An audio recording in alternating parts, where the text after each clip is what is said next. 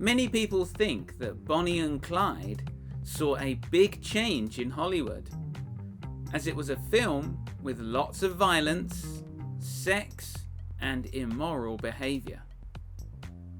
Even though this was not a traditional Hollywood film, it was very popular, with both audiences and film critics. Many young filmmakers in the 1960s were also creating new types of films.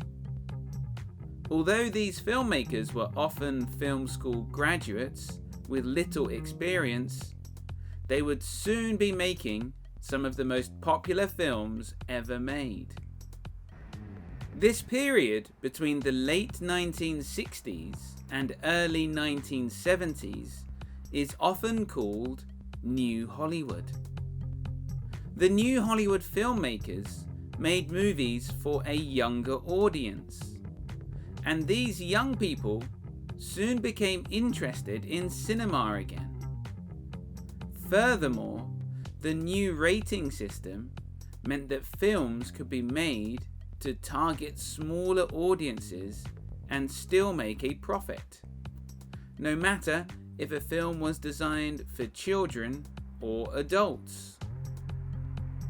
This led to a wide variety of films being enjoyed by many different types of people. In the 1970s, many low-budget films found some success in the exploitation market. These types of films were for adult audiences and would focus on violence, sex, drug use, and many other topics that the big studios had previously avoided. Because independent films could potentially make a profit, filmmakers were no longer dependent on the big film studios. People with no filmmaking experience, such as musicians or comics, could make cheap films to showcase their art. Ethnic groups that were largely ignored by Hollywood could have their voices heard through independent cinema.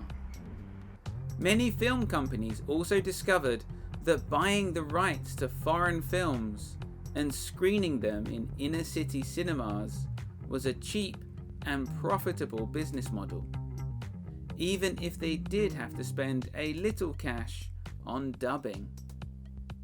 1970s cinema was a diverse, confusing, and crowded market, in which filmmakers had more power than producers, and films that could not exist at any other time were very successful.